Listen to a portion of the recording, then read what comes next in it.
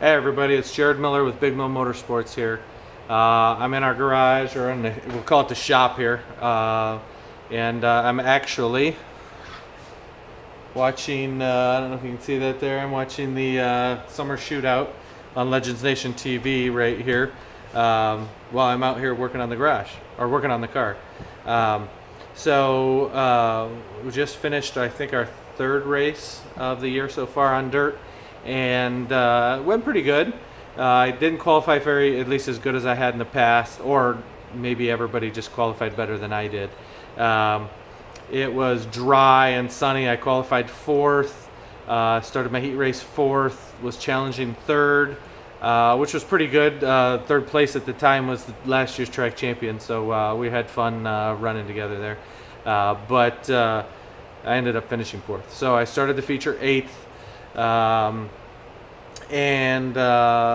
wasn't too bad. So the car felt better throughout the night. I actually made an adjustment prior to the heat race, or prior to the feature race. I loosened up the front by half a turn on just the front.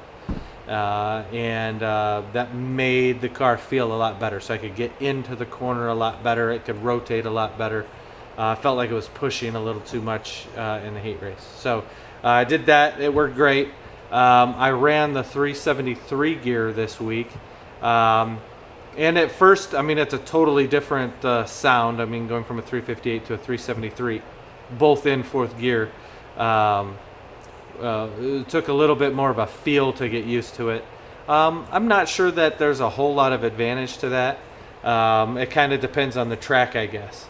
On a dry, slick track, I don't think there would be that much of an advantage because you can't really get any more power down, and you might actually end up spinning the tires more. Whereas on a wetter, grippier track, it might actually be a little bit of an advantage if you can get the power down.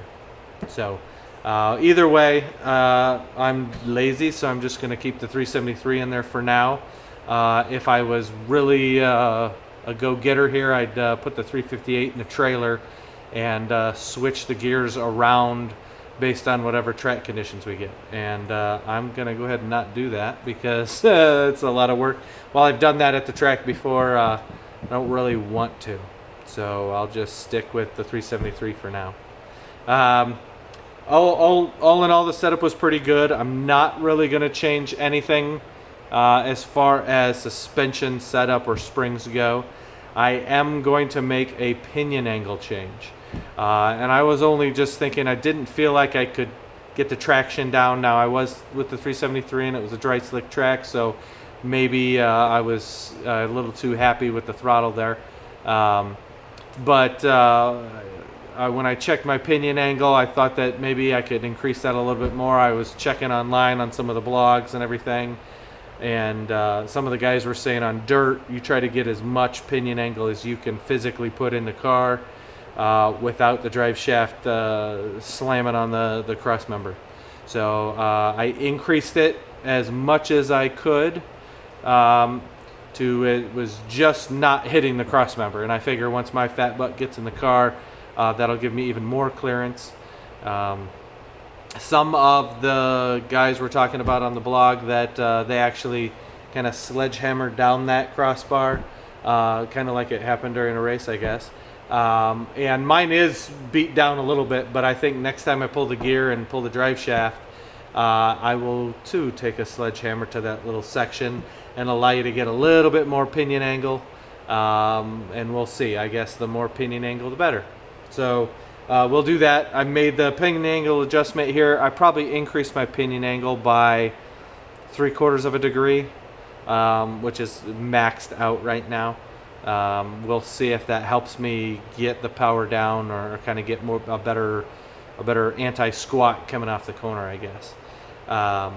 So that's really the only change I'm going to make. I'm going to leave the adjustment that I did to the front, which was a half a round in the front.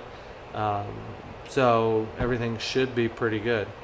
Other than that, change the oil filter, and I should be pretty good to go. The race was pretty crazy. the leader of the race and arguably the fastest guy all year so far, was coming up on lap traffic with 2 laps to go. Probably had 5 to 6 car lengths on second place, and maybe more. When he passed the lap car, I think there was probably some misjudgment there. I don't know on whose side, but it appears that he caught the front bumper of the lap car, and it turned him right into the wall. If you haven't seen the video, check out my Facebook page. I link to both my video as well as the driver right in front of me's video, as well as I think it's the Dirt Race Connections YouTube channel. They had probably the best angle of the whole thing, but it was a horrid hit. Hit the wall head on, spun the car, flipped it up on its side. Another car hit it as he was coming across the front there. Luckily he was okay and got out. I imagine he was quite pissed off. At least I was when I've done things like that, and whether it's your fault or not, it doesn't matter, you're still pissed off. But hopefully he'll be back soon. It'll probably take a lot of work to get that car back, so might give the rest of the field a little bit of a chance here, because he was pretty much spanking everybody for a while. Anyway, so I started 8th. That wreck there, I was up to 7th or 6th, I think, when that wreck happened.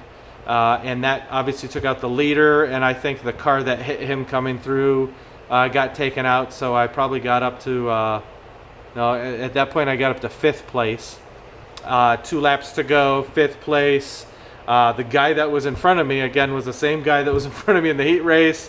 We had been pretty much racing together all race long, and it was a great, clean, good, fun racing. The guy in front of him, coming to the checkered flag, got a little squirrely and literally kind of caught it, or tried to catch it, and it whipped back on him. And the guy in front of me ended up T-boning him, and they kind of got messed up right there, and I cruised on by for 3rd place. So it was a good finish for me. Obviously I'm pretty happy with it, because, you know, 3rd place is not too shabby in my book. Hopefully the car was feeling really good, so hopefully with some minor adjustments to the car and some better adjustments to the driver, I'm getting better at feeling the limits on the car. Still need to kind of push them. The change in gear literally took me through practice and halfway through the heat race before I was getting the tone of the engine and kind of where my wheel spin was at figured out better. So it's kind of a big change there, bigger than what I expected. So we've got Brush Creek again coming up this weekend. So keep everything exactly the same and go from there. And we'll see how that goes. If you guys have any questions or comments, leave them down in the comment section. And I appreciate you guys watching. Thank you.